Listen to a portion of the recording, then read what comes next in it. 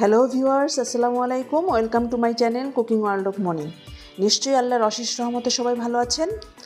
আজ আমি নিয়ে এসেছি একটি জনপ্রিয় এবং মজার রেসিপি, ভেজিটেবল চপ।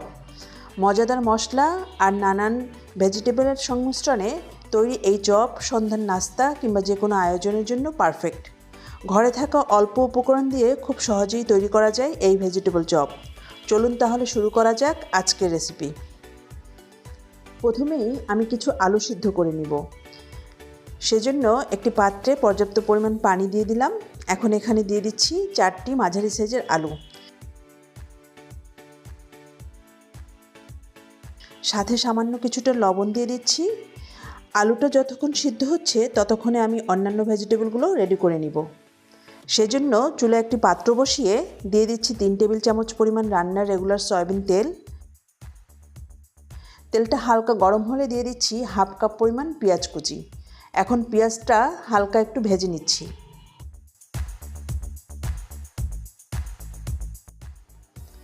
পেঁয়াজটা ভাজার এই পর্যায়ে দিচ্ছি 1 চা চামচ আদা বাটা আর 1 চা চামচ রসুন বাটা।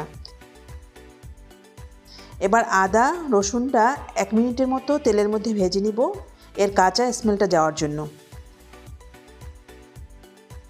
তারপর আমি সামান্য কিছুটা পানি দিয়ে দিব।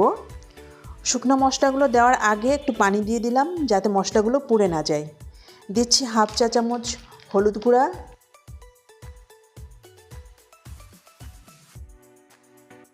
হাফ চা চামচ মরিচ গুঁড়া, হাফ চা চামচ ধনিয়ার গুঁড়া, হাফ চা চামচ জিরার গুঁড়া এবং স্বাদমতো কিছুটা লবণ। এখন মশলাটা কষিয়ে নিব। সামান্য পানি দিয়ে মশলাটা ভালোভাবে কষিয়ে নিয়ে এখন এই মশলার মধ্যে অ্যাড করে দিচ্ছি 1 কাপ ছোট ছোট করে কাটা ফুলকপি।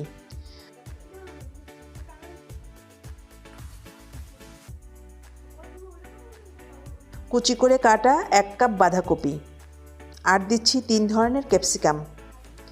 এখানে যার যেরকম পছন্দ সেরকম ভেজিটেবল ইউজ করা যাবে। এই ধরুন গাজর, মটরশুঁটি, বিটরুট। আমি আজকে আমার হাতের কাছে থাকা ভেজিটেবলগুলো ইউজ করেছি।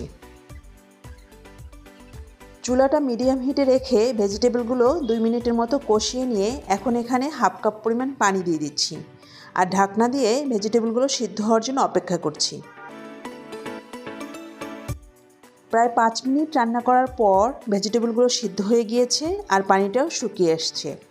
এই পর্যায়ে চুলার জালটা বাড়িয়ে দিয়ে ভালোভাবে নেড়েচেড়ে পানিটা শুকিয়ে নিতে হবে। ভেজিটেবলের মধ্যে কোনো পানি রাখা যাবে না। এখন এখানে দিয়ে দিচ্ছি হাফ চা চামচ জিরার গুঁড়া, হাফ চা চামচ গরম মশলার গুঁড়া। চেষ্টা করবেন এই মশলাগুলো ইউজ করতে, এতে করে খুব সুন্দর একটা ফ্লেভার আসবে। নেড়েচেড়ে আরও ভালোভাবে পানিটা শুকিয়ে নিচ্ছি। এই পর্যায়ে নামিয়ে ঠান্ডা হতে দিব। ঠান্ডা হলে ভেজিটেবলটা আরও শুকনো শুকনো হয়ে যাবে। রান্না করা ভেজিটেবলটা ঠান্ডা করে একটা মিক্সিং বোলে ট্রান্সফার করে নিয়েছি আর সেই সিদ্ধ করা আলুগুলো আমি ম্যাশ করে নিয়েছি। এখন এই আলুটা ভেজিটেবলের মধ্যে দিয়ে দিচ্ছি। 4-5টা কাঁচামরিচ কুচি, 3 টেবিল চামচের পরিমাণ ধনিয়া পাতা কুচি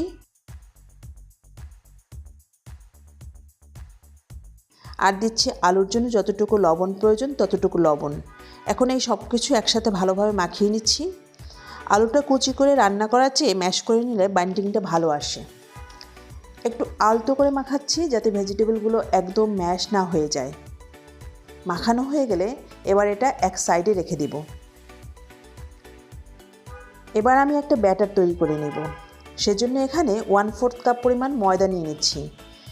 দিচ্ছি কিছুটা লবণ আর দিচ্ছি হাফ চা চামচ পরিমাণ লাল মরিচের গুঁড়া। শুকনো উপকরণগুলো একটু মিশিয়ে নিচ্ছি। এখন একটু একটু পানি দিয়ে পাতলা একটা ব্যাটার তৈরি করে নেব। কোটিংয়ের জন্য ময়দার ব্যাটারের পরিবর্তে ডিমও ইউজ করতে পারেন। এই যে এরকম পাতলা একটা ব্যাটার তৈরি করতে হবে।